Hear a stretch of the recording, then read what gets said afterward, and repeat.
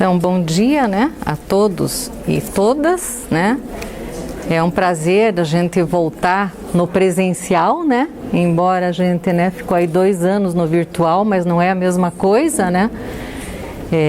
Então, né, agradeço, né, a atenção de vocês desde já e vamos aqui fazer uma reflexão, né, sobre a tecnologia e a linguagem, né? Então, como o professor falou, eu estou há algum tempo aqui na instituição, né? Já mais de 30 anos.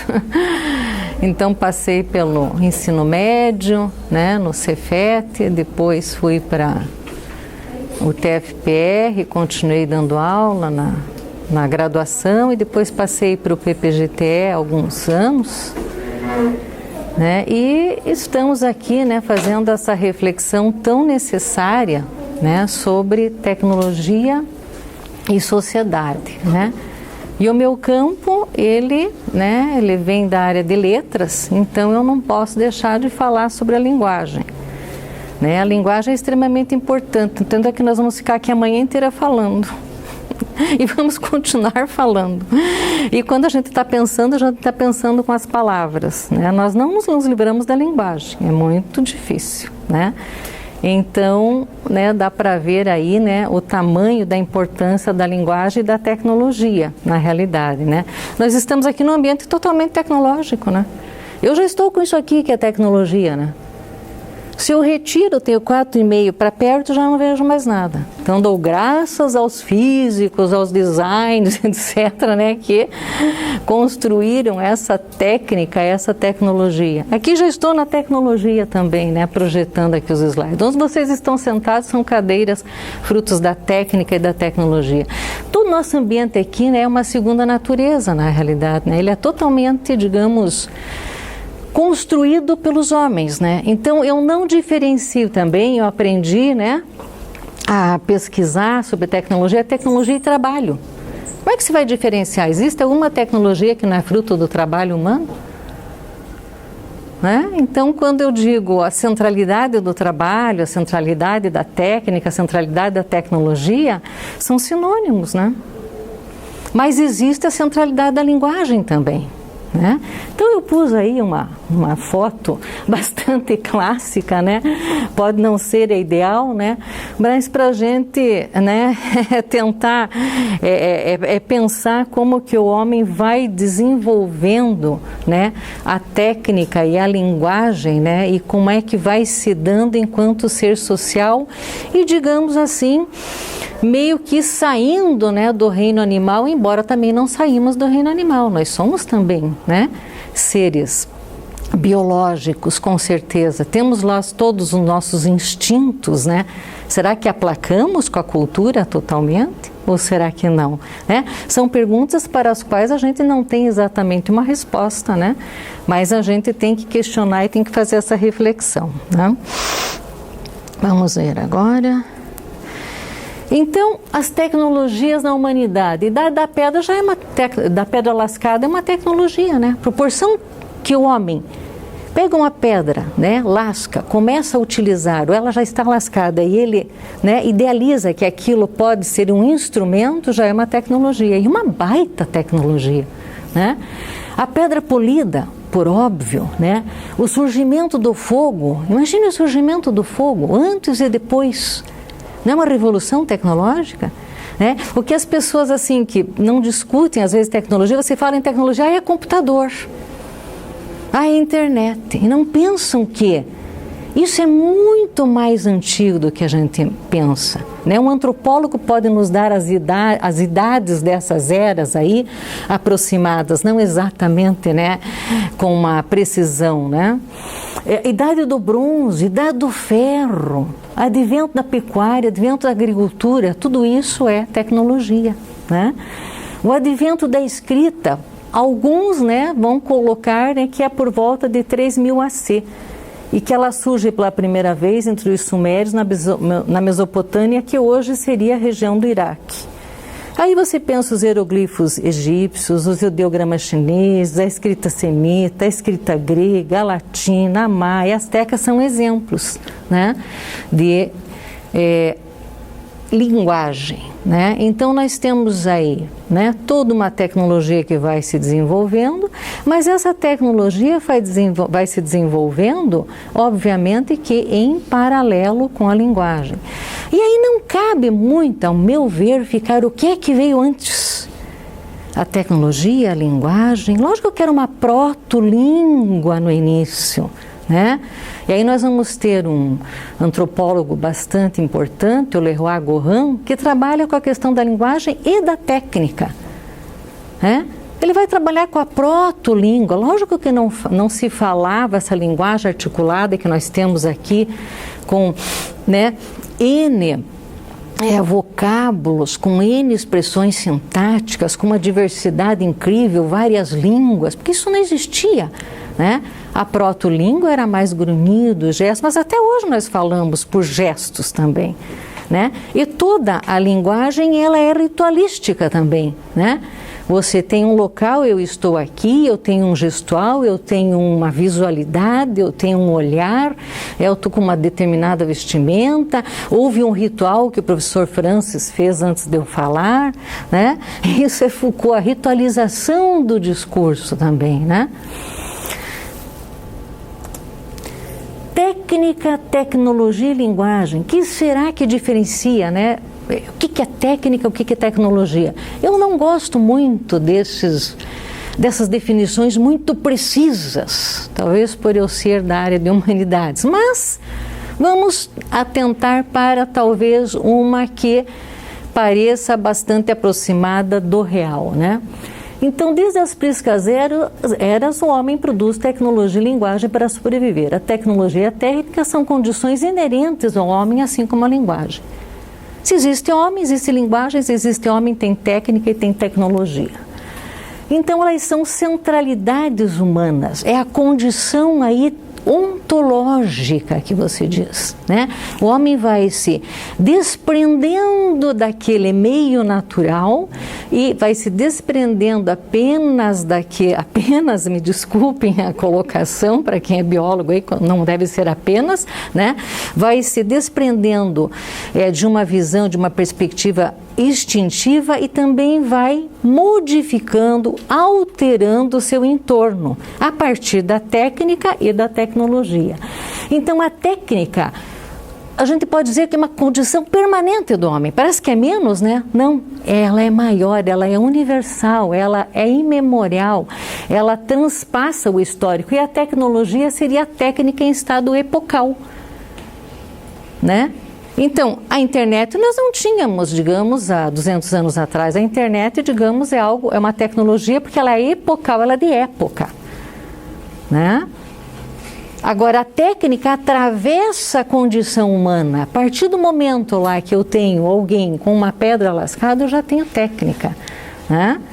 Então, ela atravessa essa condição histórica, né? Alguns vão colocar desta maneira. Principalmente um filósofo, né, que é bastante importante na área da discussão sobre técnica, tecnologia, técnica antiga, técnica moderna, que é o Martin Heidegger, né? A linguagem é uma condição humana permanente e ela acompanha a ação e leva a ação. Por isso que a linguagem é tão, digamos, censurada muitas vezes, tão temida, que quando falamos, alteramos as coisas, né? Quando falamos, podemos menosprezar, podemos depreciar, podemos exaltar, podemos modificar, digamos, o ambiente, podemos modificar uma situação, depende de como falamos, de onde falamos, por que falamos e para quem falamos, né? Mas é uma condição permanente do ser humano. Então, por isso que eu digo que a linguagem, a técnica e a tecnologia são condições permanentes, inerentes, incontornáveis do ser humano, né? Visão materialista e idealista da linguagem. O homem não só produz técnica e tecnologia, como fala, disserta, escreve, nomeia a técnica. Para produzir tecnologia, ele deve pensar sobre tecnologia e em seu pensamento ele nomeia essa tecnologia. Linguagem e tecnologia imbricadas desde sempre. Tecnologia e trabalho são realidades articuladas, não há uma sem a outra. O concreto e o simbólico. Por isso eu coloquei ali no resuminho do cartaz, né? O Homo faber, aquele que faz, aquele que usa ferramentas, né?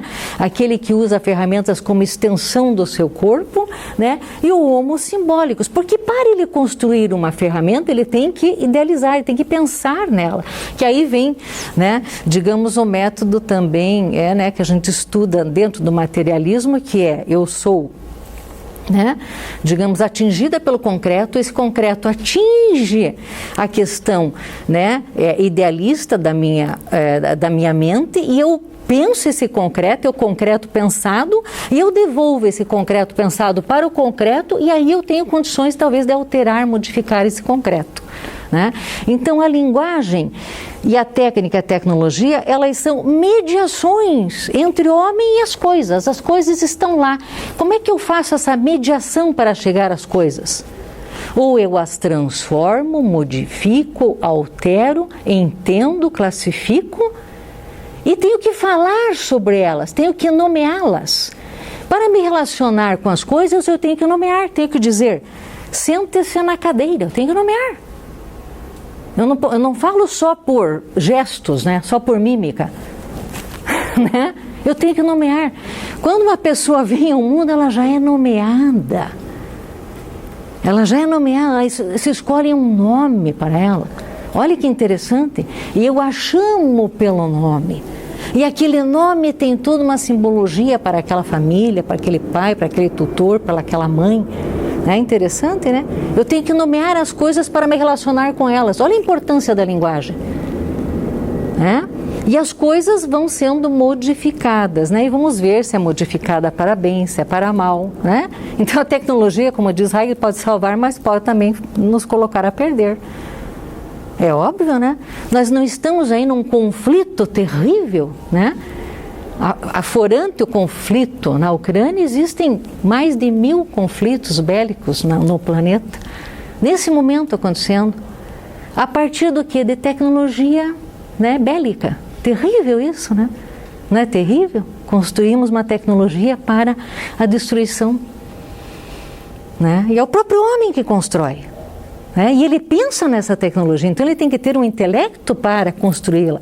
Não existe, digamos, nenhum trabalho, gente, né? Que é o trabalho material e trabalho imaterial, que também é uma coisa que se divide. Mas existe algum trabalho material sem nenhum trabalho imaterial, sem nenhuma idealização da mente sobre ele?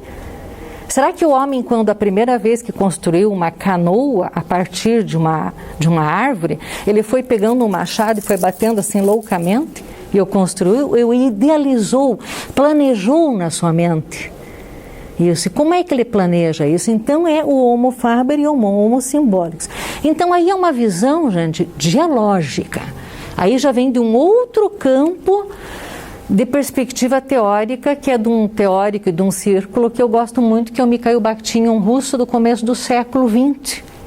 Mikhail Bakhtin e seu grupo, né, de filósofos ali da linguagem, são filósofos materialistas também, né? E eles não vão ver essa questão dicotômica, né? Então a única centralidade do homem é o trabalho, a única centralidade do homem é a técnica.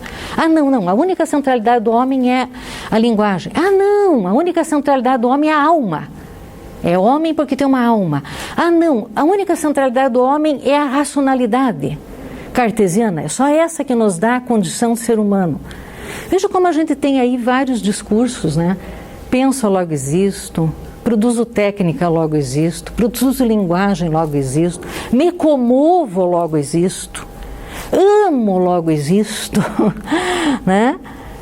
Me relaciono, logo existo. A gente tem que começar a ampliar esta questão do que é o ser humano, né? Eu sempre dizia assim, se eu chegar aqui e colocar uma definição homem, 2 pontos, é isso? Não vai dar, né? Não tem como fechar isso, né? Em uma unicidade, né? que defina o homem, né? Então parece até, digamos assim, uma incongruência, né? Dizer são várias as centralidades. Centralidade só tem uma, né? Só tem um centro, né? Mas eu trabalho com essa pluralidade de centralidades, né? Digamos assim, que aprendi muito na literatura a ter esse olhar um pouco mais plural e conviver mais ou menos bem com essa ambiguidade que a linguagem que a vida nos traz, né? Eu trouxe aqui alguns discursos milenares sobre a técnica, são bem antigos, né? No suor do teu rosto comerás o teu pão, até que te tornes a terra, porque dela foste tomado, porquanto és pó, e em pó te tornarás. Aí já começa. Você vai ter que trabalhar a natureza, você vai ter que alterar a natureza para conseguir o teu proveito. Você vai ter que modificar, isso te torna homem. Então o homem né, desde aí, né, estou trazendo aí a Bíblia como um discurso histórico concreto de homens para homens. Não estou na perspectiva da Bíblia como revelação, né? Nesse momento aqui não cabe. Alguns têm essa perspectiva, respeitamos completamente, né? Que quem a escreveu foi, né, um veículo de uma divindade para escrever aquilo. Estou imaginando que a Bíblia é uma série, né? Uma pluralidade de discursos, mas já no Gênesis te dá a condição humana, a condição terrena. Olha, você vai ter que trabalhar, e o trabalho é técnica, e o trabalho é tecnologia. Você vai modificar o teu entorno para você para você sobreviver. Nada mais é lhe dado, né? Olhai os lírios do campo, essa eu acho belíssima. Eles não trabalham nem tecem. No entanto, eu vos digo, mesmo Salomão, em toda a sua glória, em toda a sua técnica, toda a sua tecnologia, todo o seu poder material, não se vestiu como um deles. Aí já é uma visão completamente diferente, né? Uma visão do valor da physis, do valor da natureza que está aqui e a técnica está aqui. Vejam como é. Né? Como é incrível essa visão, né? A visão da natureza, da physis, a physis como sendo mais bonita, como sendo mais encantadora, como sendo, digamos, né, num outro patamar que a própria técnica, que a própria tecné. Né? Interessante, né? São discursos que nos povoam aí. Né? Sendo religioso ou não, eles estão aí e fazem parte, como diz Mikhail Bakhtin, da ideologia do cotidiano. Eles nos perpassam, né? E nós podemos refletir, concordar, não concordar, discordar, né? Agregá-los à nossa visão, etc. Né? Mas eles estão aí. Um outro discurso milenar sobre a técnica que eu trago para vocês é uma peça de Ésquilo, né? Prometeu Acorrentado. O Prometeu Acorrentado é muito usado nas discussões da técnica e da tecnologia. Que hoje nós estamos, digamos, com um Prometeu desacorrentado, que alguns dizem. Né? Prometeu falando para os homens: escutai antes as misérias dos mortais, e como, de crianças que eram, eu criei seres dotados de razão e reflexão. Quero contar, não para diminuir o homem, mas para vos mostrar com quantos e tais favores minha bondade os cumulou. Outrora, viam sem ver, escutavam sem entender. Semelhantes às formas dos sonhos, confundiam tudo ao acaso ao longo de toda a sua vida. Não conheciam as ensolaradas casas de tijolos, técnica. Não sabiam trabalhar a madeira, né, carpintaria. Como as ágeis formigas, viviam enfiados no fundo de antros sem sol. Olha o mito das cavernas. Né? Não sabiam fazer distinção do inverno com a primavera florida ou não com o verão rico em frutos. Faziam tudo sem usar a inteligência que possuíam, até que um dia que lhes mostrei a difícil arte de fazer diferença entre algo que conserva a memória de todas as coisas e favorece a cultura da arte. Olha a linguagem junto com a técnica, né? Fui igualmente o primeiro a subjugar os animais. Hoje isso aqui já, né, a gente já não gosta. Ia acostumá-los ao jugo e ao arguilhão para que tomasse o lugar dos mortais nos trabalhos mais penosos. E aos carros atrelei cavalos, dóceis às rédeas, luxo ostentado pelos opulentos. E não foi outro senão eu quem inventou esses veículos com asas de linho, nos quais os marinheiros correm os mares. Mirai, as invenções que imaginei em favor dos mortais, e eu próprio, desgraçado, não vejo nenhum modo de me libertar da minha miséria presente. Estava lá, né? Porque deu tudo isso aos mortais, preso por uma maldição, né, divina, lá a um abutre a comer-lhe o fígado. E o mesmo aconteceu com os tesouros que a terra escondia nas profundezas, em suas profundezas. O cobre, o ferro, a prata e o ouro. Olha a mineração, idade da mineração aí. Quem poderia se vangloriar de tê-los descoberto antes de mim? Ninguém. Estou certo, a não ser que estivesse falando tolices. Em uma palavra, saberá de tudo. Todas as artes mortais vêm de Prometeu. Né? Olha que interessante. Então, né, essa discussão sobre a técnica, a tecnologia, a linguagem, ela é muito antiga, gente. Né? É muito antiga. Tem Hesíodo, o Trabalho e os Dias, que é 600 AC, né, que vai tratar da questão do trabalho do homem, do trabalho do camponês, e valorizar esse trabalho. Mas o que é que nos vem até hoje? Vem muito mais Homero, que vai valorizar os guerreiros. Olha aí que interessante a valorização dos guerreiros. Olha o simbólico nas nossas vidas. É, valorização dos soldados, etc. Que pena que não pegou o movimento hippie, né? Contra a guerra. Contra essa visão guerreira, belicosa, né? De uma nação com outra. Parece que coisas boas ficam lá, né? Não sei aonde. Então, homens, seres de linguagem e de técnica. Então, a técnica realmente, né, é a nossa segunda natureza. Somos dados no que produzimos, né? Olhamos a nossa volta e veremos aqui o engenho humano. Né? Aqui está o engenho humano. Estamos numa natureza transformada. Né? Uma cadeira não vem da natureza. Ela foi transformada por materiais da natureza. Né? A luz que estamos aqui, a tecnologia que estamos aqui, né? E os gregos trabalhavam muito essa questão da physis versus tekné. Por isso aquela fala de Cristo que está dentro daquele universo grego, né, também, né, a questão dessa valorização da physis. Aquela não é criação humana, esta é. Lógico, agora nesse momento, em alguma floresta, está nascendo uma, que não seja plantação, está nascendo uma árvore independente da condição humana. Né? A Terra está girando independente da condição humana. Ah, não, agora não queremos mais o inverno aqui, paremos aqui o giro. Não vai dar. Existem questões independentes da técnica, mas a ânsia do homem, de muitos homens, é conseguir domínio completo dessa natureza. Ah, não, mas a ciência vai conseguir isso, já está conseguindo. Será? E será que queremos? É? Tânia, né? Será que não, né? Será que queremos esse domínio todo? Somos seres de domínio? Somos seres de poder? É? Foucault vai dizer, infelizmente somos. É? Poder de uns contra os outros é eterna, a luta, a batalha. Né?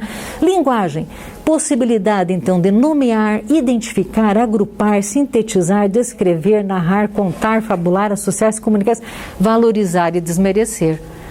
Né? Como a linguagem é terrível, né, gente, e boa também. Né? Você pode destruir a reputação de uma pessoa. Né? Nós vemos aí, né, a mídia, né? Quantas vezes tomam lá um candidato, né, e batem o tempo inteiro. E constrói um discurso sem referente, mas aí vira referente, porque as pessoas acreditam. Então esta questão de que a linguagem tem uma centralidade na nossa vida, tem. O que é que nós estamos fazendo com a nossa linguagem, né? Eu gosto também de dar uma comunicação que é sobre a ADD, né? Que eu cito também umas passagens bíblicas, aprendi muito com o professor aqui, Wilton Cardoso de Oliveira, que é um teólogo bastante lido, né? E ele me ensinou a ver essa parte principalmente social do evangelho, que é uma parte muito bonita, né? Ele, né, a boca fala do que o coração está cheio. Não é bonito isso? Né? Do que o seu coração está cheio quando você fala? Né? Esses discursos de ódio na nossa sociedade, né, estão aí há anos, né? Principalmente se exacerbaram agora. Que tristeza isso, né? O que é que há no coração, né? Aqui peguei uma imagem, né, para a gente pensar assim, o que é a técnica, o que é a natureza, né? Aqui eu tenho a técnica, um quadro. Então, para eu me relacionar com o campo de girassóis, eu faço uma intelecção nele, eu faço uma idealização nele, eu o trago para dentro de um quadro, eu o capturo para dentro de um quadro. E é assim que eu me relaciono com a natureza, né? Aqui eu estou me relacionando a partir da imagem, né? Mas assim, a imagem eu estou falando sobre ela, olha como a linguagem é protagonista, né? Mesmo os quadros abstratos, a gente fica pensando com palavras o que é que ele quer dizer, que mensagem ele quer passar, né? O abstracionismo, ele tenta se desvincular, né, da linguagem. E ali um campo de girassóis, né? Tomara que não seja uma plantação, né, só para dar óleo de girassol, né, que daí eu já tenho novamente, né, essa técnica, né, instaurando uma segunda natureza. Eu já não vejo o girassol, eu vejo que ele vai me dar de lucro. Olha que coisa terrível. Eu olho para um campo de girassol, não consigo ver a beleza do girassol, mas o Van Gogh consegue ver a beleza do girassol. Mas depende do olhar. Eu olho para aquele campo e digo, nossa, quantos milhares de dólares aqui de commodities, e eu transformo aquilo numa mercadoria. Eu mercantilizo tudo, né? Como dizia Marx, né? Haverá um dia, né? Terrível essa passagem, né? Que eu acho que está no 18 de Brumário, será? Agora não lembro mais. Né? Haverá um dia em que tudo irá ao mercado, até os sentimentos. Terrível, né? Tudo é mercantilizado. Quanto vale, né, em moeda? Aqui a Revolução Industrial e a emergência das novas tecnologias. Estou dando salto, gente, porque não vai dar tempo, né? E da maquinaria, né? Karl Marx vai tratar bastante disso, né? E o Friedrich Engels, né? E a questão da tecnologia, técnica e do trabalho. Os impactos sociais e políticos e éticos desta nova plataforma de produção que se instaura, né? Sobretudo ali na Inglaterra, que é a tão, né, famosa, que a gente estuda desde o ensino médio da Revolução Industrial. Que impacto causou a Revolução Industrial na linguagem? Que impacto causou na família? Que impacto causou nas relações de trabalho? Que impacto causou na sociedade produtiva? Que impacto causou nos países? Os impactos são imensos, né? Existem N livros sobre isso, né? Mas um dos intérpretes dessa condição bastante, digamos, importante, né? Que goste ou não goste do Marx, né? É incontornável, né? Que é o Capital, né? Os volumes do Capital, que lá, né, vai ser interpretado por ele, destrinchado por ele, vai ser a sua visão de como é que esta nova plataforma, né, da tecnologia moderna e não mais da técnica antiga, artesanal, como é que ela impacta a vida do homem ali no século XVIII e XIX, né? E aqui, né, então, a Revolução Industrial, uma mudança de paradigma, né? E a Revolução Industrial, o homem se submete ao ritmo e à racionalidade técnica da maquinaria, mudam o trabalho, a família, a sociedade, a cultura, a linguagem e o ritmo de vida, né? Marx vai dizer a intensificação do trabalho, porque eu tenho que estar a serviço daquela máquina, né? E ela tem um ritmo inesgotável, né? Você tem que ir lá azeitar, né? O mecânico vem, arruma a máquina, ela não para de funcionar, ela pode parar, ela pode trabalhar 24 horas, nós não conseguimos trabalhar 24 horas, nós temos que dormir, né? A nossa physis fala mais alto, uma hora eu vou desmaiar, não vou conseguir, eu não detenho esse controle sobre a physis, né?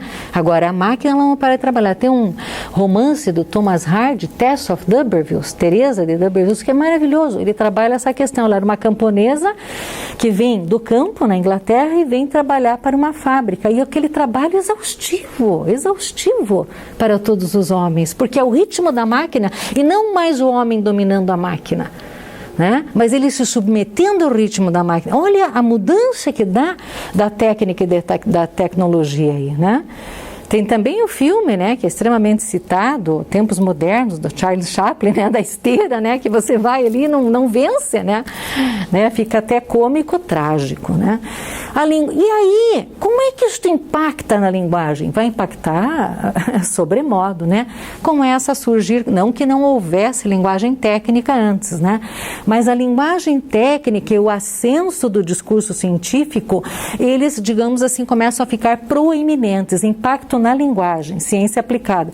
E aí nós temos um livro que ele é paradigmático dessa condição, que é o Discurso do Método, de 1636, do René Descartes. Né? Ali ele vai explicitar em primeira pessoa, chiquérrimo filósofo, ele consegue falar em primeira pessoa, né? Então ele vai expressar ali um método para se chegar à verdade, e um método científico. Né? Olha só, o método começa a ser mais importante. Eu tenho que ter um método. Se eu tiver esse método e seguir esse método, eu chego a uma verdade. Então já é uma linguagem técnica, não é uma linguagem mais poética, né?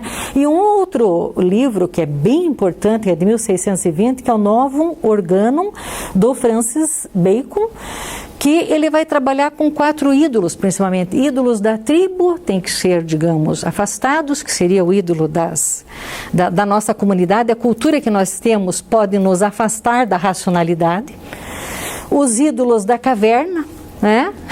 Isso a gente já conhece até de Platão. Eu tenho que encontrar a luz, não tenho que ficar fechado, né? Tenho que encontrar a ciência. Os ídolos do mercado e do foro, que seria o palavreado, essa ideologia do cotidiano, essa opinião e não uma linguagem técnica, né? Muitos dizem assim, não, isso é opiniático, isso não é técnico. Tem razão? Tem, mas às vezes também não tem, embora lógico, né? E daí os ídolos do teatro, que ele vai dizer sobre Aristóteles, Platão, etc., que ele vai se contrapor contra esses ídolos do teatro, e vai então o método experimental de Bacon, que seria uma linguagem técnica, um meio técnico, um método técnico para se chegar a uma verdade. Por que isso? Há um ascenso, né, da ciência aplicada, porque eu preciso ter maquinário, eu preciso ter equipamento, eu preciso disso para a Revolução Industrial. Então eu preciso do quê? De ciência aplicada, não ciência apenas especulativa. E é óbvio que isso dá uma mudança na linguagem, a linguagem vai se tornando cada vez mais técnica, né? Hoje nós temos que também discutir isso dentro do nosso programa, né, principalmente porque aí houve no Brasil e está havendo uma reação ao discurso científico, né? A ciência nada pode nos falar. E você fica ali naquele WhatsApp opiniático, os ídolos do foro e do mercado, né?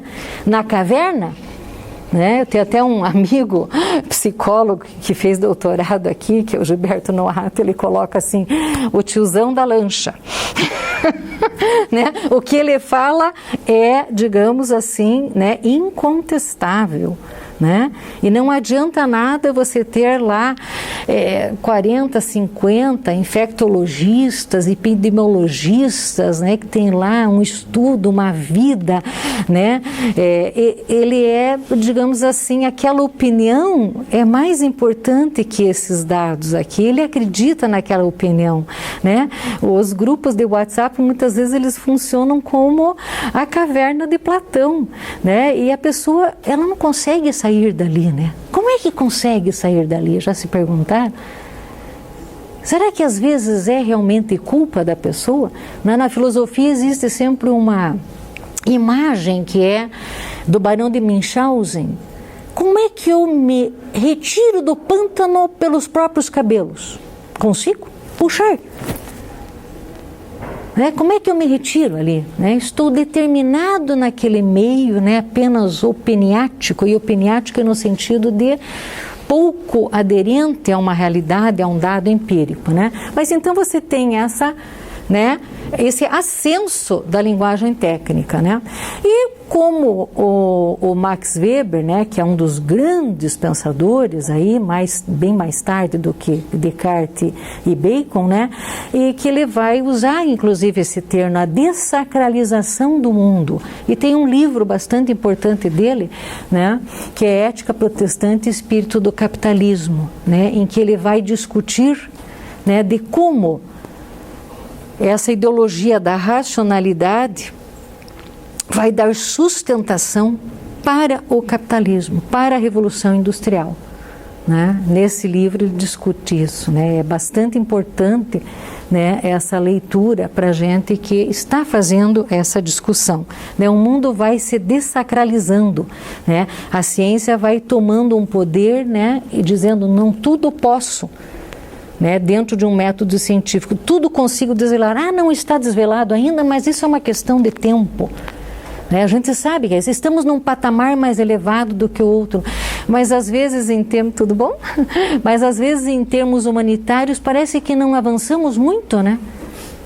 A gente tem uma ideia de que avançamos bastante na técnica, na tecnologia, mas daí quando vamos ver nas relações humanas, nas relações de trabalho, parece que não avançamos tanto, né? Parece que elas estão aí e que a técnica está a nos ajudar, muitas vezes, a destruir em vez de construir, que deveria ser diferente, né? Trabalho e tecnologia como destaques, aí eu trouxe 2 excertos, né? Esse primeiro excerto, e o segundo também, é de uma obra bem interessante do Engels, né? Que é o companheiro e o parceiro intelectual do Karl Marx, sobre o papel do trabalho na transformação do macaco em homem, né? Os antropólogos vão dizer que já não podia mais usar esse termo, né, do macaco ao homem, mas é figurado. Como que o homem sai do reino da natureza e vai se transformando num ser social, e o Engels vai colocar no trabalho, mas não deixa de citar a linguagem também. Só que muitos já jogam para escanteio. O homem é um ser do trabalho. Mas nós não somos um ser só do trabalho, nós somos mais que do trabalho, embora o trabalho seja uma dimensão importantíssima para nós, né? O trabalho é muitíssimo mais do que isso, é a condição básica e fundamental de toda a vida humana, e em tal grau que, até certo ponto, podemos afirmar que o trabalho criou o próprio homem. Grifo nosso, olha que interessante, né? Essa transformação desse ser animal para o ser social, segundo Engels, se dá a partir do trabalho, mas se você ler esse texto, você vai ver que ele vai colocar a linguagem como extremamente importante, porque ele é um intelectual também, ele sabe, ele fala o tempo todo sobre trabalho. Então, como não seria importante a linguagem? Como é que nós teríamos acesso ao Engels, ao Marx, ao Foucault, ao Dostoiévski, ao Machado de Assis, ao José de Alencar, se não fosse pelas palavras? Não teríamos, a gente não conhece? Pode, num túnel do tempo ir lá, mas aí nós iríamos falar com eles. Aí seria linguagem verbal. Está vendo a importância dos dois, né? Graças à cooperação da mão, o Engels vai falar muito disso, dos órgãos da linguagem e do cérebro, não só em cada indivíduo, mas também na sociedade, sempre o agrupamento. Eu só tenho linguagem social, não tenho linguagem de idioleto. Se eu tiver um idioleto, eu chego aqui e ninguém me entende. Pois é óbvio. Tudo que eu estou falando aqui não é meu, mas é meu também. Está vendo a dialogia? Né? Tudo que eu estou falando, não inventei nenhuma palavra dessas que eu estou falando, nenhuma construção sintática, nenhuma. E as minhas ideias vêm do convívio com os meus alunos, do convívio com meus amigos, do convívio com meus familiares, dos seminários que fui, dos filmes que vi, dos livros que li. As palavras não são nossas, as ideias não são nossas, não sai nada daqui. Nós somos seres sociais. E vocês só me entendem porque nós falamos uma linguagem que nós compartilhamos, né? Então aí o agrupar-se, a sociedade. Os homens foram aprendendo a executar operações cada vez mais complexas, para propor-se a alcançar objetivos cada vez mais elevados. A caça e a pesca, olha lá, a idade da agricultura, a idade da pecuária, veio juntar-se a agricultura e mais tarde a fiação, a tecelagem, a elaboração de metais, a olaria, a navegação, etc, etc. Olha que interessante isso. Essa condição ontológica do trabalho, que nada mais é articulado à técnica, porque o trabalho não existe. É incontornável do ser humano. Agora, aqui estou citando a maquinaria e a indústria moderna, é um dos capítulos do Capital, né, do Marx. Se a maquinaria é o meio mais poderoso para aumentar a produtividade do trabalho, isto é, para diminuir o tempo do trabalho necessário à produção de uma mercadoria, em mãos do capital, torna-se, de início, nos ramos industriais de que diretamente se apodere, o meio mais potente para prolongar a jornada de trabalho, além dos seus limites. É o que falávamos antes. Né? Aquela estafa frente à máquina, porque a máquina nos impõe, né? Um ritmo que não é nosso. Idade moderna, idade antiga, quando o homem tinha ainda uma disponibilidade do seu tempo. Na manufatura e no artesanato, o trabalhador se serve da ferramenta, na fábrica serve à máquina. Naqueles, procede dele o movimento do instrumental, nesta tende a acompanhar o movimento do instrumental, né? Então, na manufatura, os trabalhadores são membros de um mecanismo vivo, na fábrica eles se tornam complementos vivos de um mecanismo morto, né? É trágico isso aqui. Né? Estou dando saltos, né, gente? A Revolução Industrial e o Brasil. Né? Enquanto acontecia a Revolução Industrial, o que tínhamos no Brasil? Né? Tínhamos pouca coisa em relação àquela técnica, àquela plataforma tecnológica que se desenvolvia ali no século XVIII. Né? Era um país hegemonicamente agrícola, né? Cultura de produção de açúcar, algodão, cacau e, sobretudo, café. Né? O café foi no século XIX, sobretudo, que dava o nosso PIB. Né?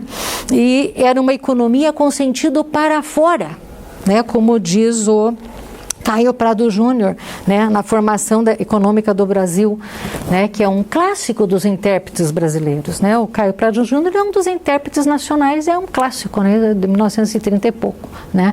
Então, uma economia para fora, não era economia que gerasse, né, riqueza para todos dentro do país, né, mas para fora, com a geração de riqueza e concentração de riqueza nas mãos de poucos. Né? Pouca maquinaria, produtos como máquinas e ferramentas eram importados no Brasil. Né? Mão de obra, né, escravizada, mão de obra escrava, trabalho explorado, século XIX todo. Né?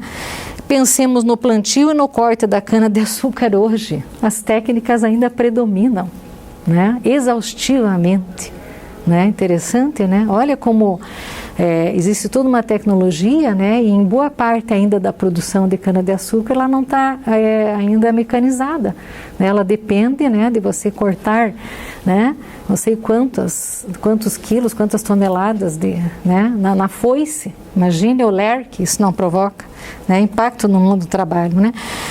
Eu trouxe aqui como uma, digamos, os historiadores colocam assim como quase que uma exceção, seria um empreendedor do século XIX, que era o Irineu Evangelista de Souza, o barão de Mauá.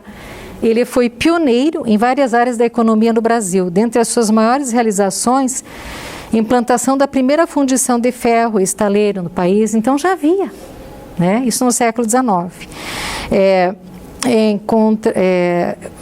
Estaleiro no país, a primeira construção de ferrovia brasileira, né, que tem até hoje, o início da exploração do rio Amazonas, bem como Guaíba e afluentes, com barcos a vapor, a instalação de iluminação pública na cidade do Rio de Janeiro, etc. Então, o telégrafo entre a América do Sul e a Europa, ele era, digamos assim, alguém que ele lia os economistas ingleses e tinha a intenção, a vontade e conseguiu trazer muito do que havia, principalmente da Inglaterra, para cá.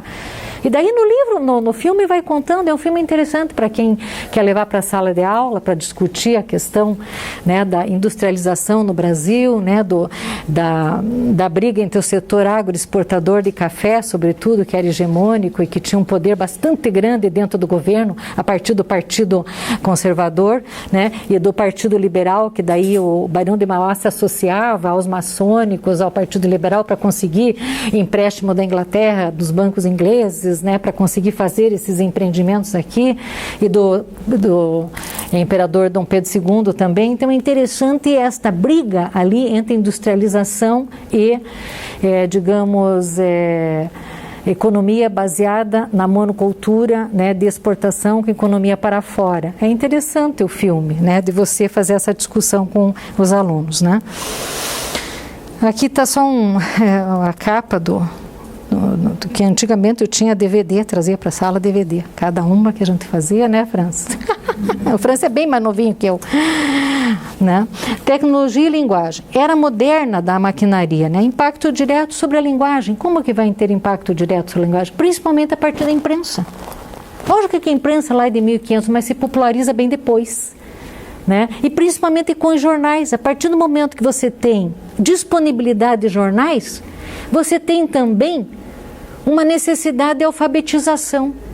Você tem jornais populares no século XIX, na Europa, nos Estados Unidos também. Estados Unidos é um caso parecido e não com o nosso, né? Porque o Sul era agroexportador, né? Principalmente de cotton belt, o açúcar ali também, né?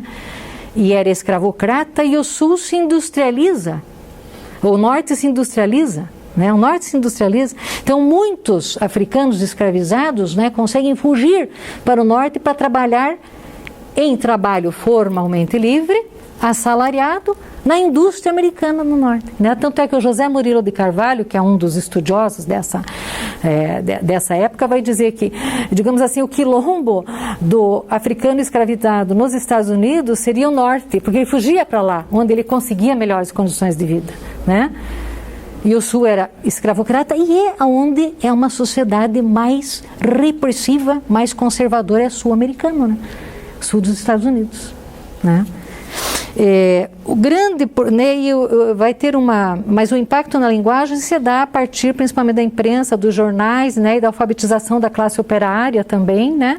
Mas pensemos no Brasil, nós não tínhamos classe operária no século XIX, como havia na Europa e nos Estados Unidos, norte dos Estados Unidos. Nós tínhamos um trabalho compulsório.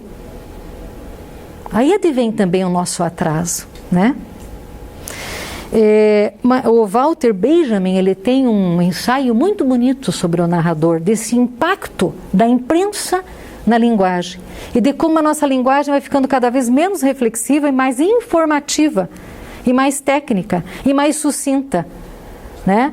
Quem é hoje aí com os posts rapidinhos tem coragem de ler um Grande Sertão Veredas de 600 páginas? Né, Tânia? Joga ali, o aluno se revolta. O grande projeto iluminista da enciclopédia, né? Qual era esse grande projeto? Era a democratização da escrita, né? E da leitura, né? Hoje nós temos um projeto de democratização, né? Qualquer um fala qualquer coisa de qualquer lugar para qualquer um. É bom isso? É. Não é bom isso? Não é.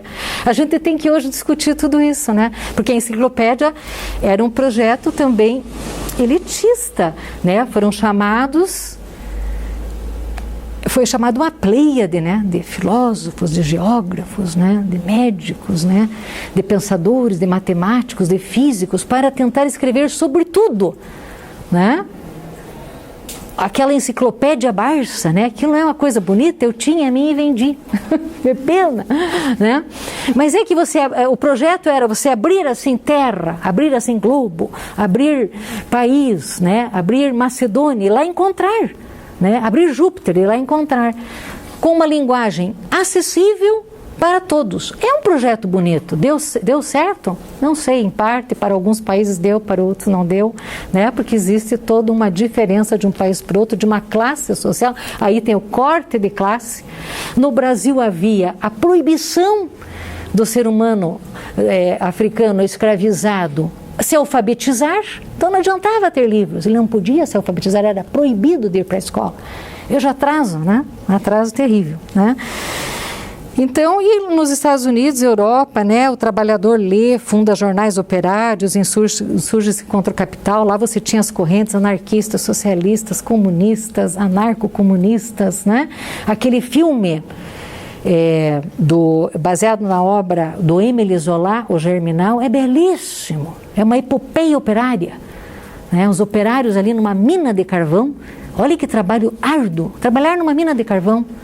O trabalho pode ser dignificante, mas esse realmente é dolorido e terrível, explorado, né? Mas ele já está com ideias comunistas, anarquistas, socialistas, todas aquelas correntes que havia. É belíssimo o filme, né? Dá para trazer para a sala de aula também esse livro, que é belíssimo. A própria obra Manifesto Comunista, se nós lermos com detalhes, o Marx no comecinho ali, né, toda a tradução que traz, mas ele vai dizer, isso que eu vou escrever aqui, adveio da fala dos trabalhadores com quem eu me articulo. Não é só dele. Olha que bonito, não é bonito isso, né? Essa visão do Marx, o trabalhador, né, com o qual ele trabalhava ali, que ele via como sujeito da sua história revolucionária, tinha contribuído para ele escrever o manifesto, né, que é um livro de encomenda, né? Tecnologia, escolas técnicas, engenharia, ciência aplicada à produção, né? Então aí você começa a ter também a necessidade de escolas técnicas, de escolas tecnológicas, né? Para essa ciência aplicada se reverter na plataforma, né, de uma revolução industrial. E veja que eu trouxe também mais um fragmento do Marx em que ele diz a versatilidade do trabalhador. A educação técnica e tecnológica, a tomada do poder político são fatores de libertação do trabalhador. Isso passam a se sistematizar na sociedade industrial, né? Então, há uma democratização das escolas e uma democratização da alfabetização em algumas plagas do mundo, não, obviamente, no Brasil, né? A revolução, tanto francesa quanto inglesa, elas mudam o paradigma, né? E vão se espraiando, né? A nossa própria independência, ela é resultado dos valores e ideias liberais, né? Embora não tenha, obviamente, tratado da libertação, né, dos africanos escravizados, né? Mas ela se liberta, né, em determinados momentos, né, do jugo de Portugal, né? No Brasil, as faculdades de Direito e Medicina são as primeiras só no século XIX. Né? Na Europa, nós temos universidades do século XII. Né? Aí tem um gap imenso. Né? No Segundo Império, o predomínio da elite nessas instituições, né? E jornais operários, na realidade, é finalzinho ali do século XIX, começo do século XX, aí século XX nós vamos ter vários jornais operários, né? E nós vamos ver isso numa obra bastante importante do Brasil, vejam, linguagem aí, né? Linguagem, estamos falando de linguagem, que é a história da imprensa no Brasil, né? De um pesquisador, né? Um pensador bem importante brasileiro, que é o Nelson Werneck Sodré. É um livro clássico isso, né, Gisele? Gisele, que é da comunicação, sabe que esse livro é um livro clássico da área da comunicação. O Mikhail Bakhtin e o Círculo, né, na época moderna, o Bakhtin é um entusiasta da época moderna. A Revolução Industrial e a Francesa rompem barreiras econômicas, culturais e sociais. Implica uma multiplicidade de culturas e a linguagem afetada. São as múltiplas vozes sociais e o plurilinguismo que se exacerbam na ideologia do cotidiano. A era moderna versus o mundo feudal fechado. É óbvio que como você tem as navegações, como você tem os produtos que saem de determinados países pelas marinhas mercantes e adentram outros países, e você tem, né, você puxa as matérias-primas lá da Índia, da África, do Brasil, etc., e passa pelas máquinas, né, europeias para voltar como produto, você tem uma abertura do mundo feudal, né?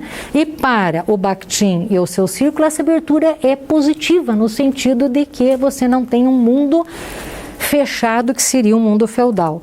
E aí ele vai até colocar isso, né? Todos esses três tipos de particularidades, consciência plurilingüe, transformação radical do cronotopo, tempo e espaço, presente do imediato e inacabado do romance, estão ligados organicamente entre si e todos eles estão condicionados por uma determinada crise na história da sociedade europeia. Sua saída das condições do Estado socialmente fechado, surdo e semipatriarcal em direção às novas condições de relações internacionais e de ligações interlinguísticas. A pluriformidade das línguas, das culturas e das épocas revelou-se à sociedade europeia e se tornou um fator determinante de sua vida e de seu pensamento. Né? Marx vai trabalhar com tudo que é sólido se desmancha no ar. Né, com a Revolução Industrial, né, e com o advento da área moderna, e com o advento do trabalhador dentro da fábrica associado, não isolado. Né. Todas aquelas peias da tradição, aquele mundo fechado, aquele mundo enclausurado, ele vai sendo né, vai desmoronando. Tudo que é sólido vai desmoronando e, né, desmanchando. Esses avanços tecnológicos, estou pulando para o século XX, não estão dando saltos, né? Num primeiro momento, né, são vistos com bastante otimismo em relação aos avanços tecnológicos. E nós vamos ter um movimento que são aquelas vanguardas europeias, né? Futurismo, dadaísmo, surrealismo, impressionismo, né? Impressionismo vem depois, né? Que a gente estudava, né, no ensino médio, né, e quem fez letras aí na Bila, né, vai estudar depois na área de letras, né, as vanguardas europeias, né, os vários pintores, né, os vários manifestos que houve, como é que isso, digamos, influencia a própria Semana de Arte Moderna brasileira, né, do começo do século, né, e nós temos o Filippo Tommaso Marinetti, né, que é o famoso, né, idealizador do futurismo. Vejam o que ele diz sobre esses avanços tecnológicos. Olha a linguagem acompanhando essa sanha de endeusamento da tecnologia. Afirmamos que a magnificência do mundo se enriqueceu de uma beleza nova, a beleza da velocidade. Um carro de corrida adornado de grossos tubos semelhantes a serpentes de hálito explosivo, um automóvel rugidor que parece correr sobre a metralha mais belo que a vitória da Samotrácia. Vejam que visão, né, exaltativa, né, apologética, né? Será que nos cabe, né, essa visão? A mim não convence isso aí. Velocidade, né? Para que você precisa de um carro tão veloz? Você está ali com uma tonelada contra alguém que está andando. Precisa isso? Uma ambulância tudo bem, né? Levando alguém numa via exclusiva. Agora eu preciso correr de carro, né? Há necessidade disso, pôr em risco todo mundo, né? Sou contra tudo que é lombada eletrônica, sou contra tudo que é controle. Deixa eu laisser-faire, laisser-passer no trânsito. Que horror, né? Local belicoso é o trânsito, né? Já. Tem até um desenho animado do Pateta, que é bonitinho, né? Ele é bem bonzinho, né? Tranquilo. Quando ele entra dentro de um carro, se transforma, né? Um ser belicoso, né? É triste isso, né? Agora vejam, continuando o Marinetti, que nos davam assim, né, Nabila, tão sem crítica, né? Olha que bonito que é. Né? Depois você vai vendo que acho que não era bem assim. Cantaremos as grandes multidões agitadas pelo trabalho, pelo prazer ou pela sublevação. Cantaremos a maré multicor e polifônica das revoluções nas capitais modernas. Cantaremos o vibrante fervor noturno dos arsenais e dos estaleiros, incendiados por violentas luas elétricas, as estações insaciáveis, devoradoras de serpentes fumegantes. Ele tem o poder da palavra, com certeza. As fábricas suspensas das nuvens pelos contorcidos fios de suas fumaças, as pontes semelhantes a ginastas gigantes que transpõem as fumaças cintilantes ao som com um fulgor de facas, os navios a vapor aventurosos que farejam o horizonte, as locomotivas de amplo peito que se empertigam sob os trilhos como enormes cavalos de aço refreados por tubos, e o voo deslizante dos aviões, cujas hélices se agitam ao vento como bandeiras e parecem aplaudir com uma multidão entusiasta, né? É uma apologia, né, da tecnologia, uma apologia das fábricas. Será que ele trabalhava numa fábrica? Não, né? Que bom, né? Bom era colocar numa fábrica, né? Durante uns 3 anos, para ver se saía com essa visão tão apologética da fábrica, né? Naquele regime ainda, né? Sem nenhuma lei trabalhista praticamente. Pouquinho pior, né? O Brasil no século XX, né? Tecnologia e linguagem, né? Na República Velha, como nós falamos, né? Essencialmente agroexportadora, o café vem até 1930, né, quando Getúlio entra, né, já com um projeto de tentativa de industrialização do país, né. maquinaria e operários italianos anarquistas, né? Alguns chamam de nossa Revolução Industrial, né? Outra linguagem, jornais operários, o Getúlio mesmo ele se vale desses periódicos, seus discursos endereçados ao operário. Uma das primeiras coisas, né, que houve assim, né, é chamar o operário, né, trabalhador, trabalhadora do Brasil. Ele passa a ser introduzido dentro de um discurso presidencial, dentro de um discurso governamental. É interessante estudar isso. Nós tivemos um aluno do curso de comunicação que trabalhou com todos os discursos do Getúlio, do 1º de maio. Bem interessante foi o TCC dele. E quem nos traz essa questão é a invenção do trabalhismo, é uma autora, Ângela de Castro Gomes, e ela nos traz esse dado que ele lia esses jornais e de lá ele trazia a vida operária e também de lá ele construía o seu discurso conforme, digamos, uma perspectiva operária. Interessante, né? Fazia essa análise do discurso, né? E a industrialização no começo do século era primordialmente, né, alimentícia e têxtil, né?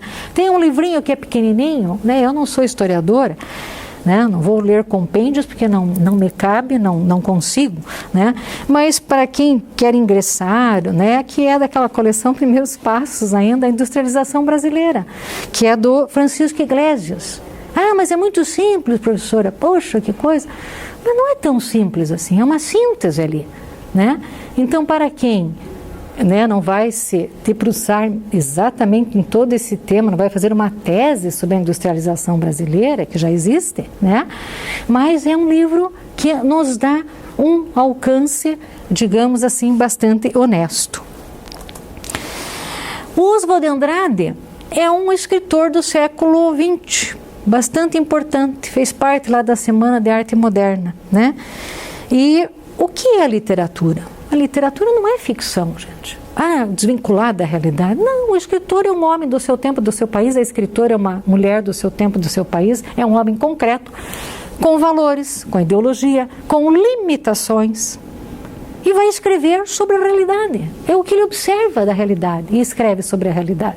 Então ele se vale, né, do que ele vive, do que ele observa, do que ele acredita, e ele faz essa mediação para a realidade a partir dos seus escritos. A literatura é um discurso histórico, né?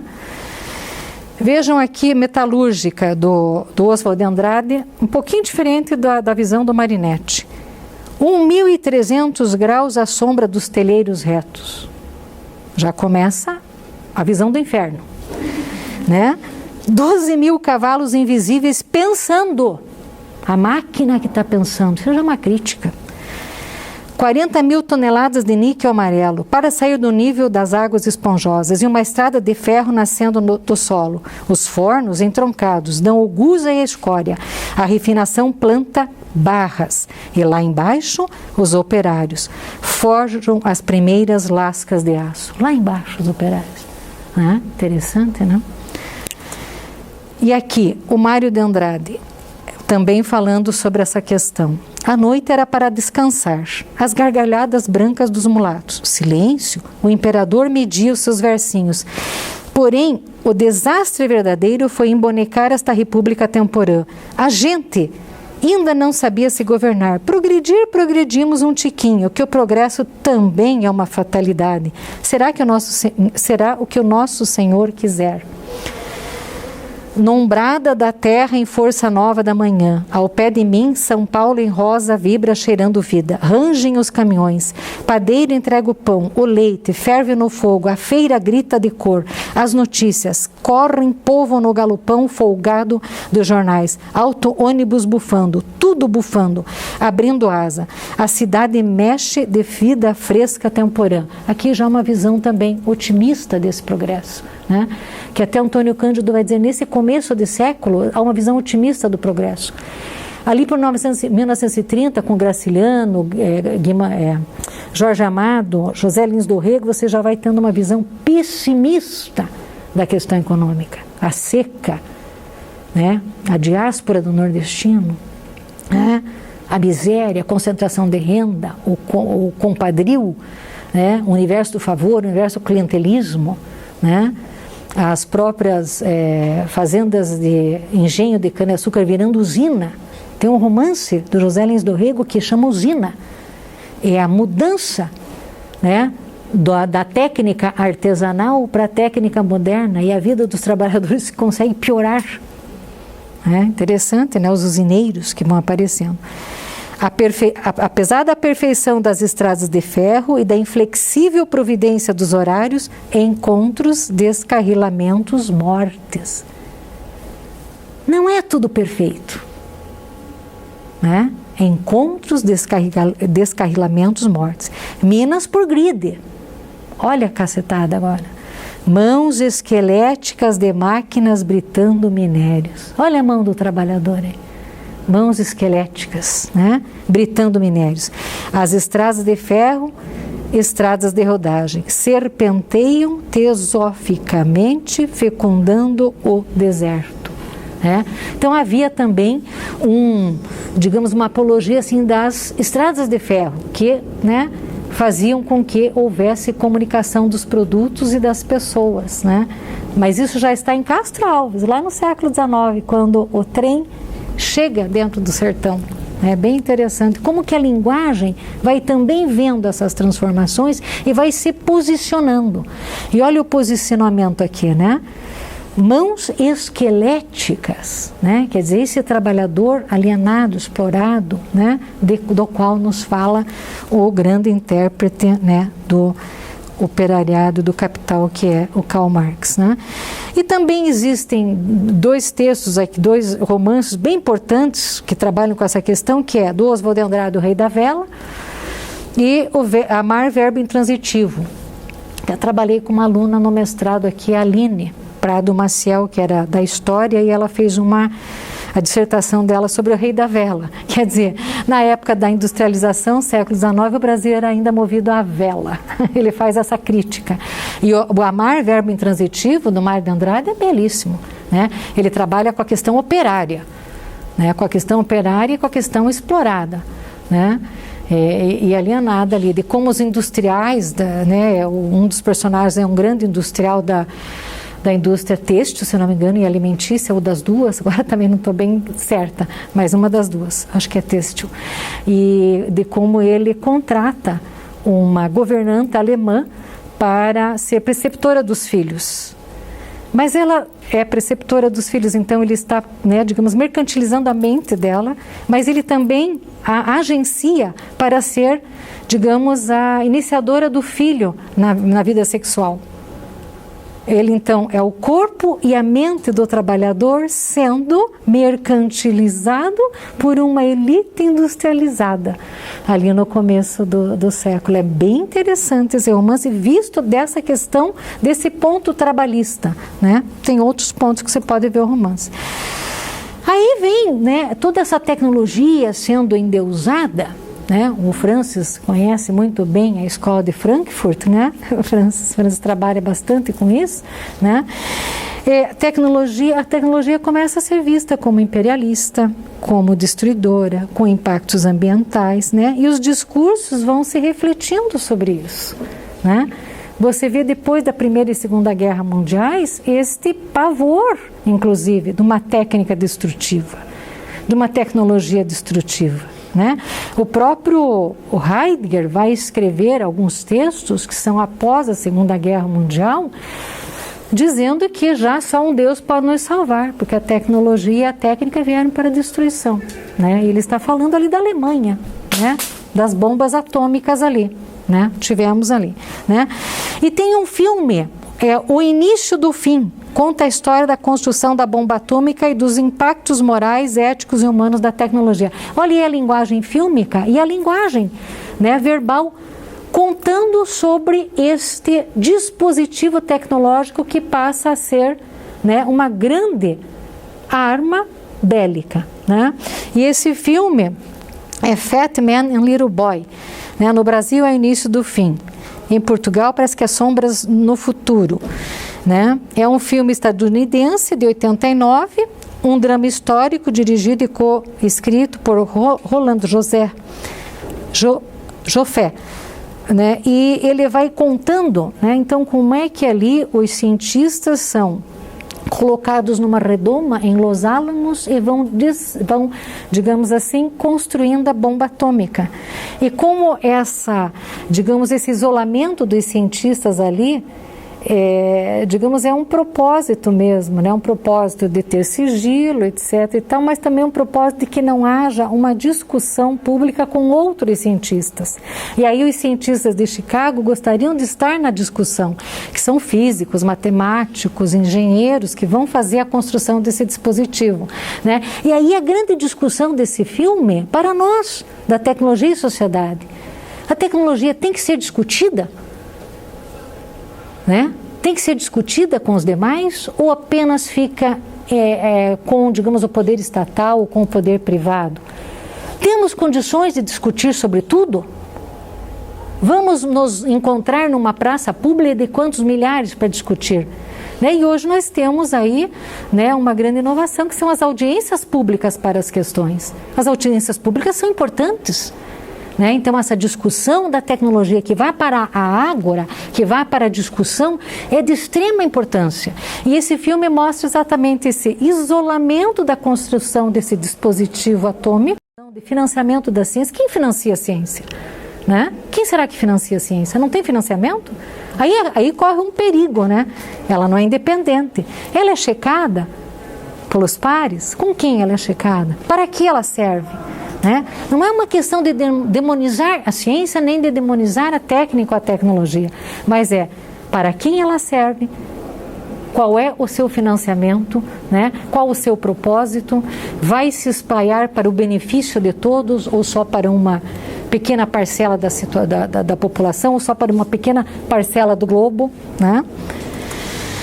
E aí vem o Martin Heidegger, que é um dos textos mais importantes dele, a meu ver, a questão da técnica. Eu já li dezenas de vezes, mas quanto mais eu ler, mais coisa vai ter. É muito difícil, muito complexo, lógico, ele está dentro de uma episteme ocidental de pensamento, a qual eu não tenho, digamos assim, familiaridade total, por óbvio, né? Mas a gente vai lendo, né? Porque a gente é professor e é curioso e precisa fazer essa discussão.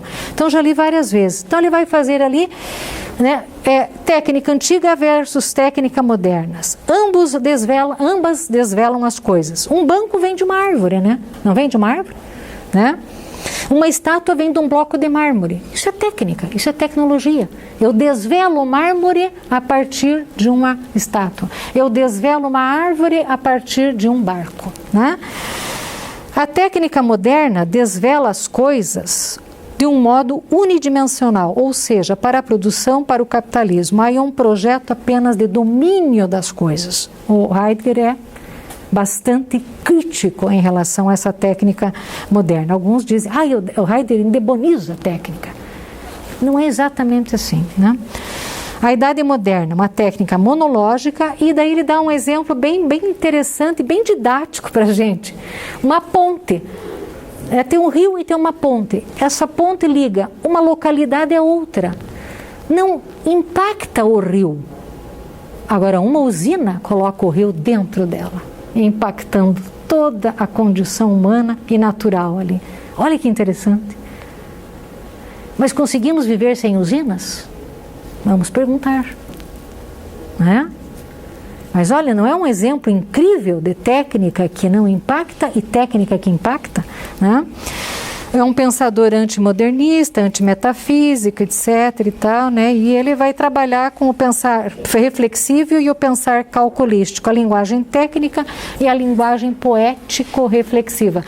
Quando ele fala em linguagem poética, não é poemas, sonetos, é linguagem reflexiva, uma linguagem que leva à reflexão e não só uma linguagem técnica de mensuração das coisas, né? De dados empíricos que diz isto é aquilo. Ponto, 2 pontos.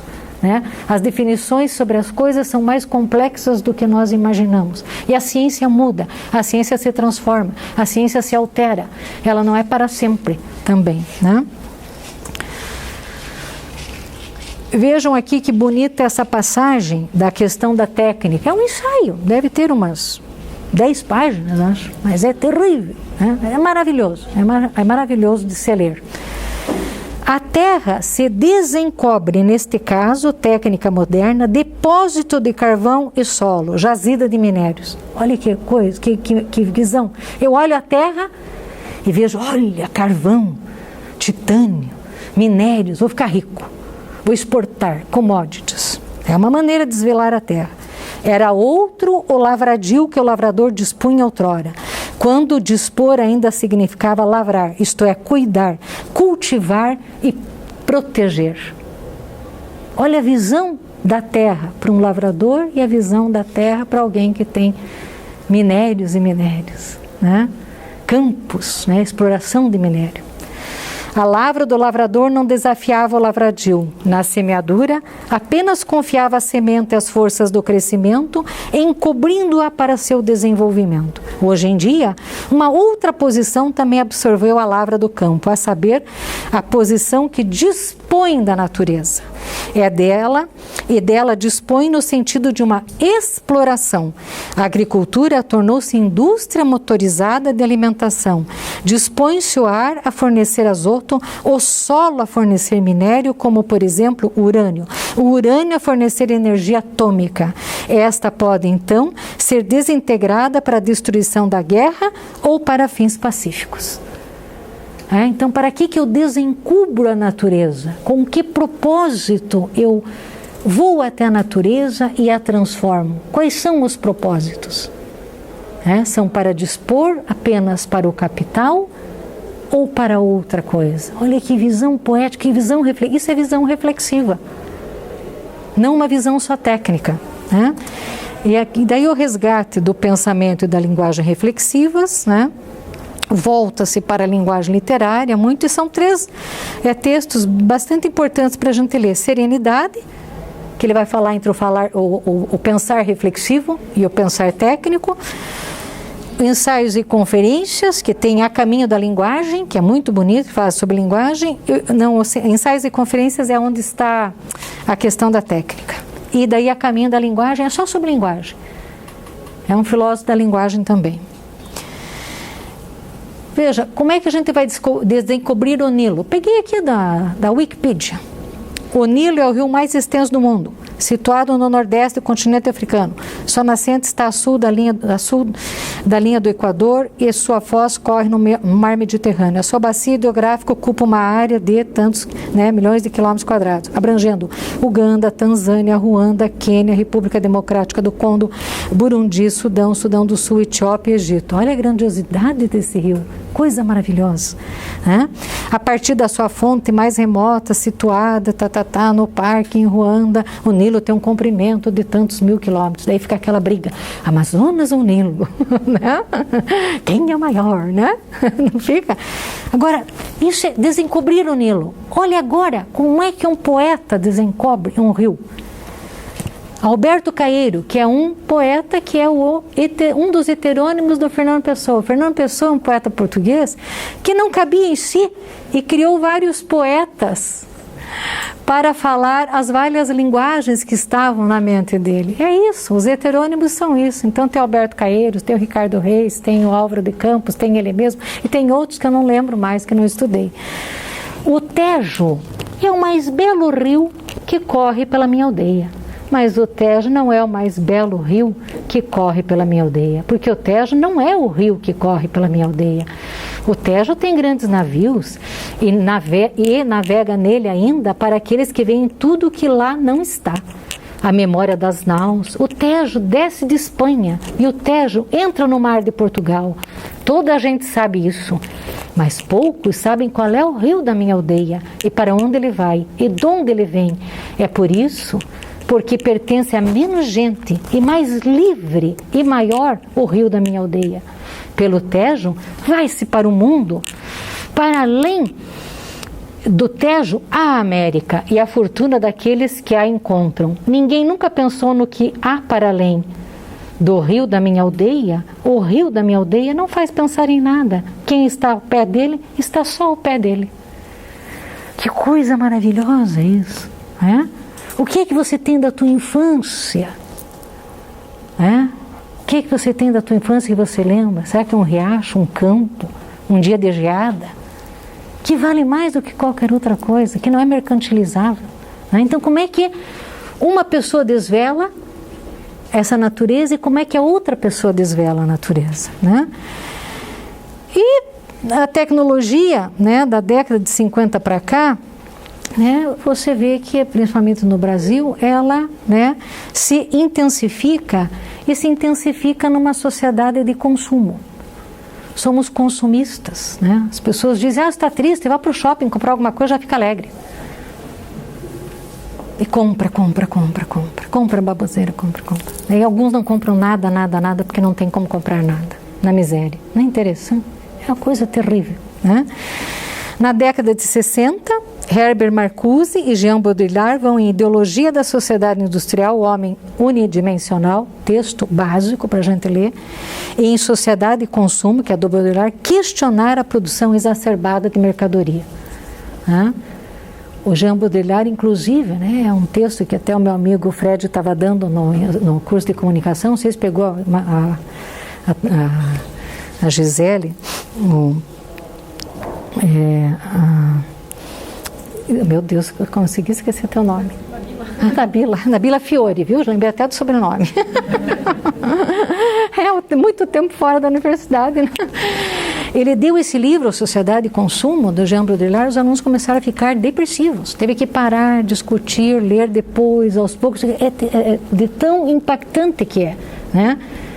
E o Jean Baudrillard vai dizer, pois é, antigamente iam para as catedrais no domingo, agora vão para o shopping. E lá no shopping, ele olha a vitrine e vê todos aqueles objetos e se dá como objeto.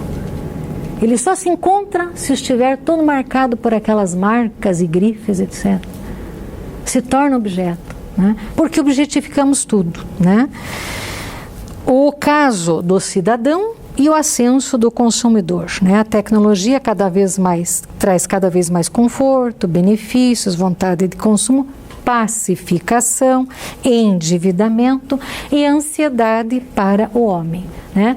Tanto é que na sociedade americana, né, eles têm aquelas garagens gigantescas, deixam o carro fora, porque a garagem está cheia de bens de consumo que eles não levam nem para casa, compram no supermercado e já deixam ali. Vai gerando uma ansiedade, né? É uma sociedade que tem dinheiro, crédito fácil. Não todos, né? Nos Estados Unidos também tem o terceiro mundo, né?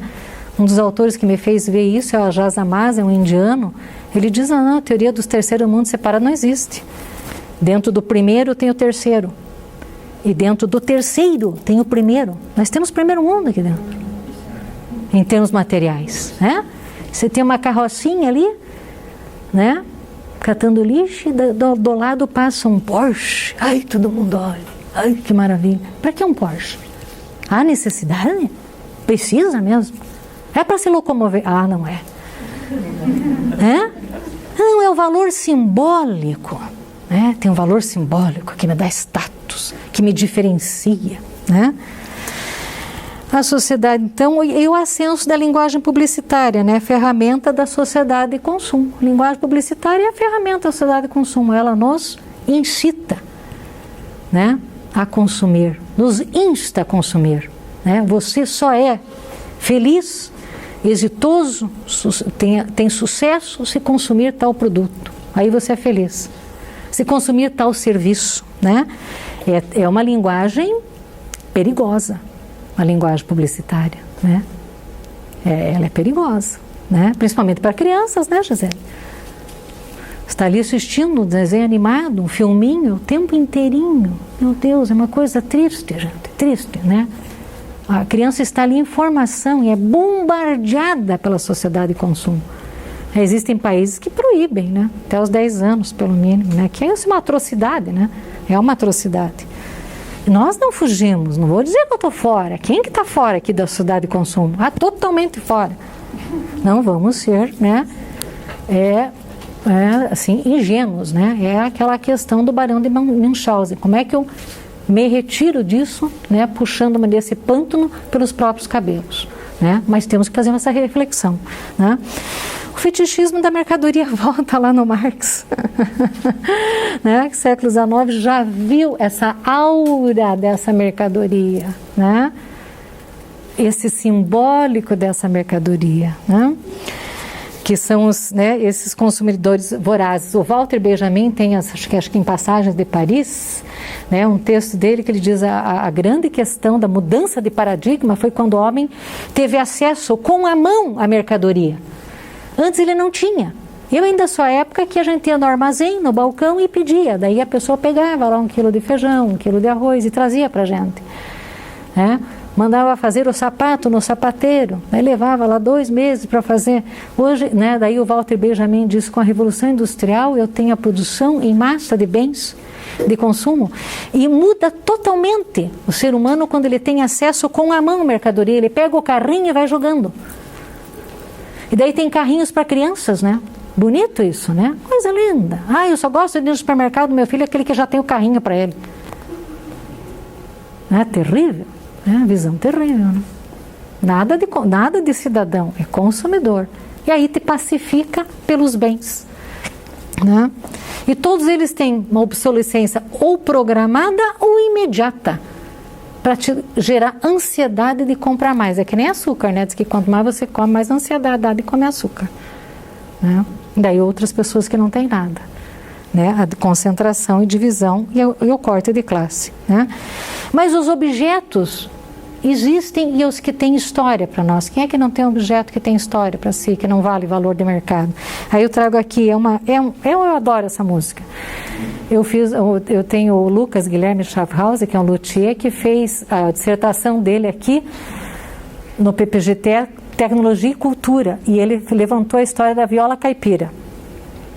E daí a gente começou a ir para a viola caipira, ir para as músicas caipiras, e essa música eu acho maravilhosa. Cantada pelo Tonico e Tinoco é melhor ainda. Num saco de estopa com imbira amarrado eu tenho guardado a minha paixão, uma bota velha, chapéu cor de couro, bainha de couro e um velho facão. Tenho um par de esporas, um arreio e um laço, um punhal de aço, rabo de tatu. Tenho uma guaiaca ainda perfeita, caprichada e feita só de couro cru. Do lampião quebrado só resta o pavio, para lembrar o frio que eu também guardei. Olha, guardou o frio. Olha que coisa isso. Um pelego branco que perdeu o pelo apesar do zelo com que eu cuidei, né? Pelego. Também um cachimbo do cano colombo, quantos pernilongos com ele espantei. Um estribo esquerdo que eu guardei com jeito, porque o direito nascer que eu quebrei. A nota fiscal, já toda amarela, da primeira cela que eu mesmo comprei, lá em Soledade, na Casa da Cinta, 230, na hora eu paguei. Também o recibo, já todo amassado, primeiro ordenado que eu faturei. É a minha tralha, num saco amarrado, num canto encostado que eu sempre guardei. Para mim representa um belo passado, a lida de gado que eu sempre gostei. Assim enfrentando um trabalho duro, eu fiz o futuro sem violar a lei. O saco é relíquia, com os seus apetrechos, não vendo e não deixo ninguém pôr a mão. Nos trancos da vida, aguentei o taco, e o ouro do saco é a recordação. Isso é de arrepiar, né? Você arrepende, daí você lembra o que é que você guardou, o que você tem guardado lá, às vezes numa caixinha.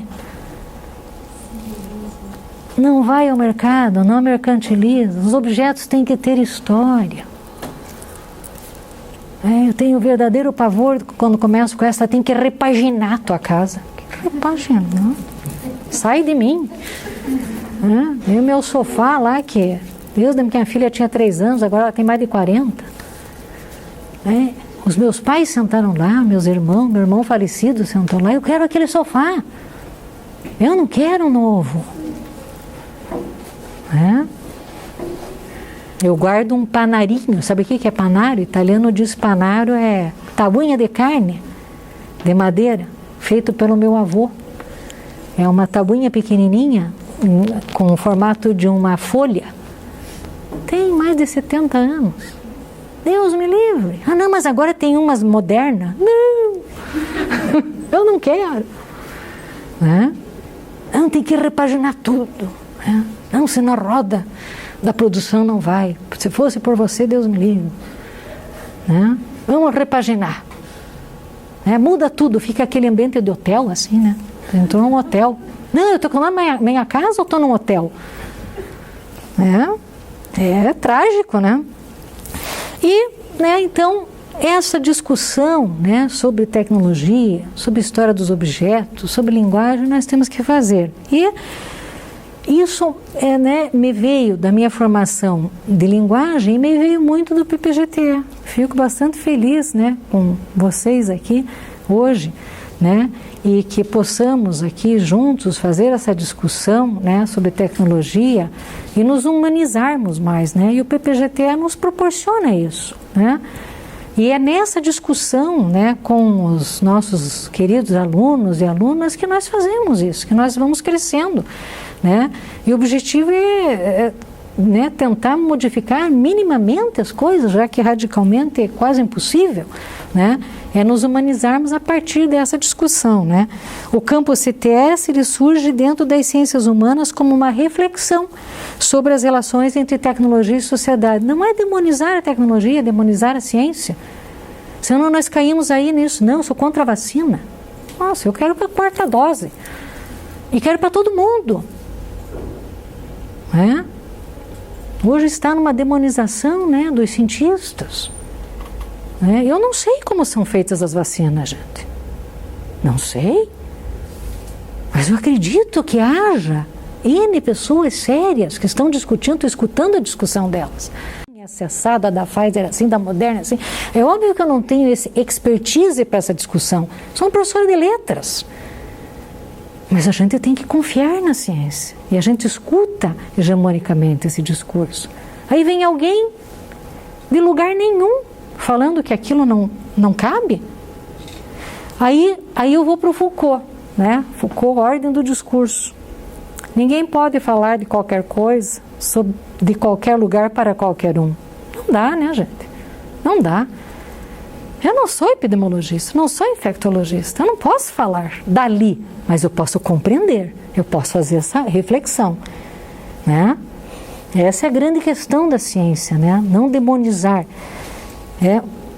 Muito tempo na minha carreira, gente que é de humanidades, meio que fazia uma briga com a ciência, né, Francis? Fazia uma briga, assim, né, com o pensar científico. Não é isso, né? Não é isso. Ele tem que ser para todos, ele tem que dar fruto para todos, né?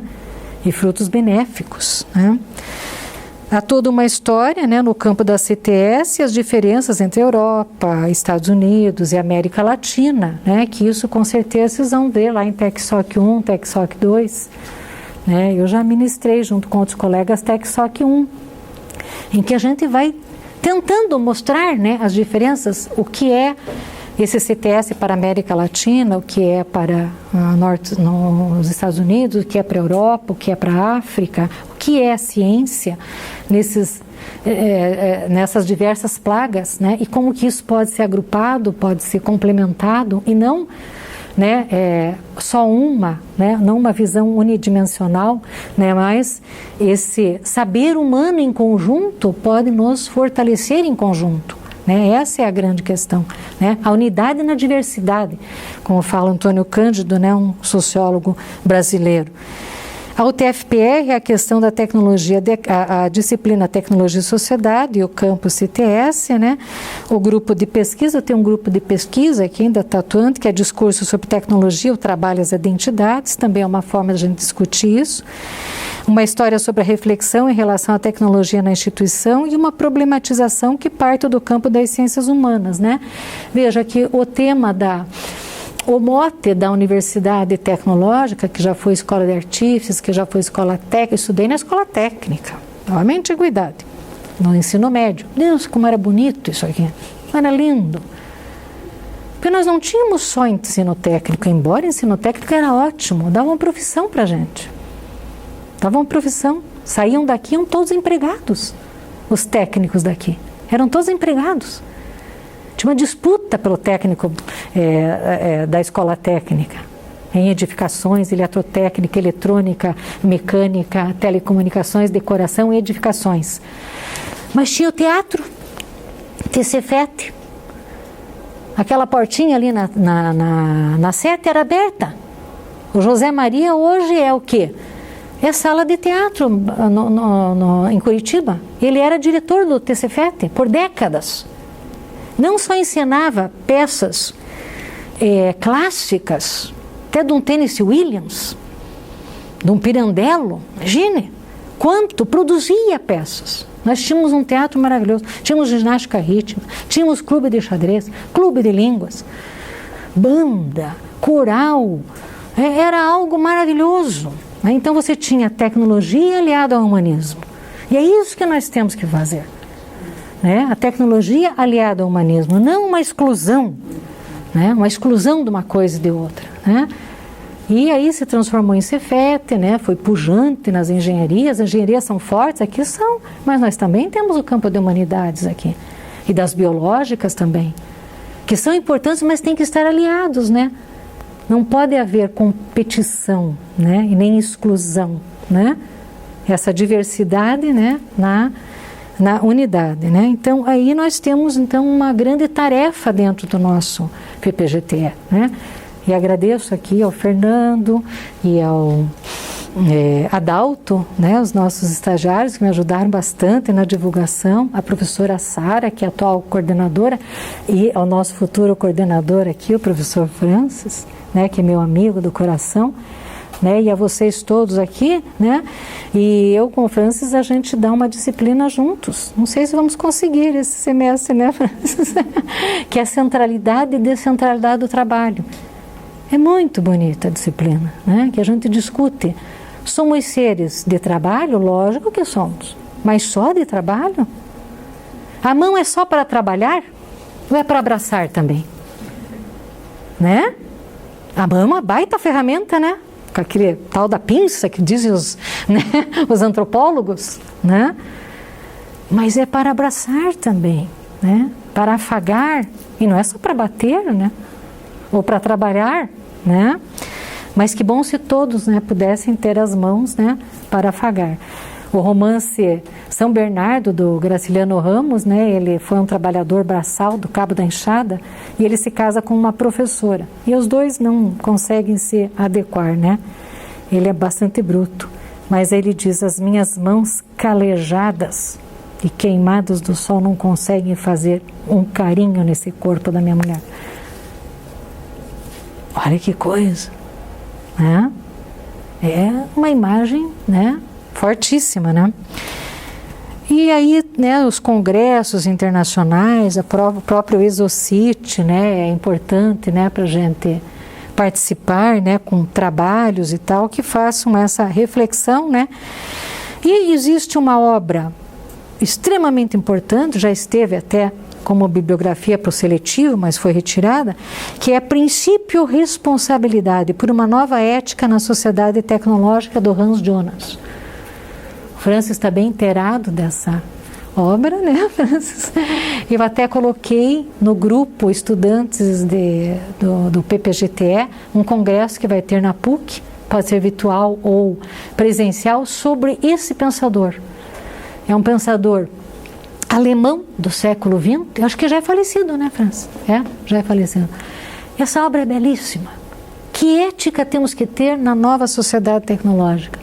E ali o pessoal da PUC, da filosofia, gente, eles são muito bons. Eles fazem essa discussão sobre técnica, tecnologia, meio ambiente, vida, capitalismo.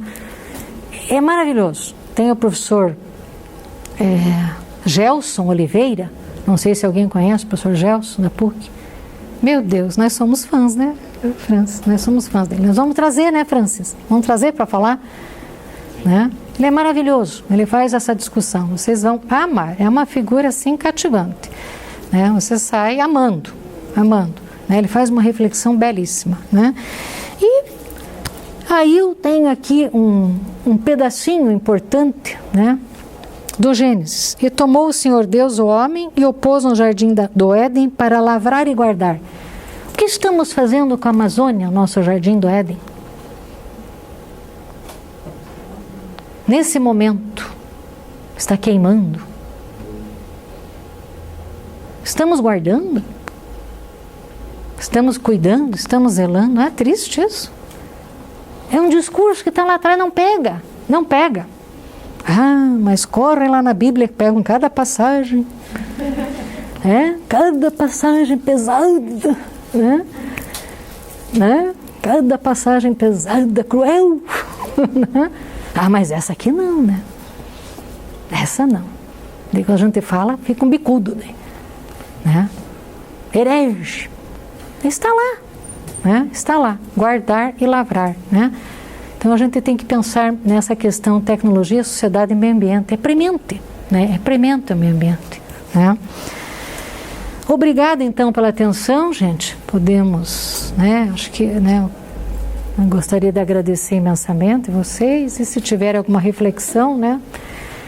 Para fazer, estou aqui à disposição, né? Não quis tomar muito tempo, né? Porque é uma reflexão comprida, né? Que a gente tem que encetar, né? E juntos, né? Juntos aí temos que fazer essa discussão.